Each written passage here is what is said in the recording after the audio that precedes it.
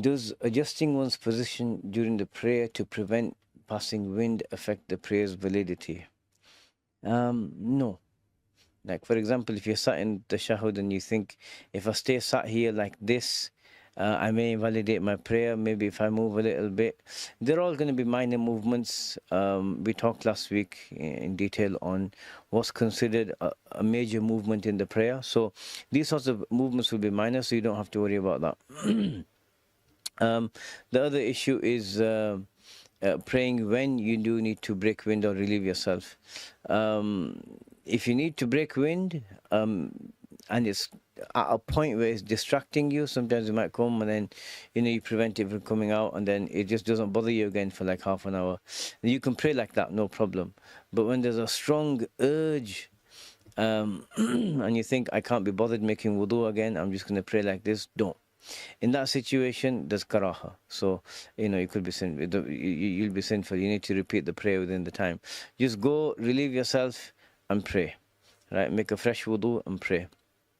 The same thing goes for when you need the bathroom.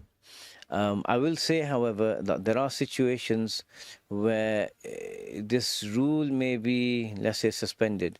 And sometimes people have actual issues, like bladder issues. Like, you can have someone, he'll take a sip of water and within 10 minutes he's got a bursting need, an urge to go to relieve himself.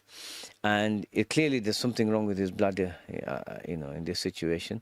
So someone like this, or you don't even need to have a situation like that. Even a lady, when she's in the later stages of her pregnancy, because of the womb and the child in the womb, and the extra pressure on the bladder, she may feel a need to constantly go to the bathroom.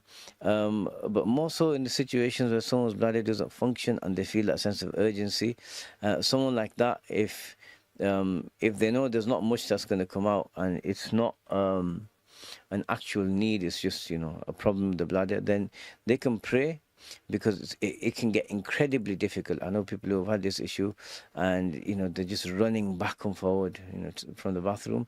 It can get incredibly difficult for such a person. So for someone like that to pray when there's a slight urge to go, or there's a bit of an urge to go, fine. Right? But if someone with a normal, healthy, functioning bladder, then if you have an urge, do not pray whilst you need to go.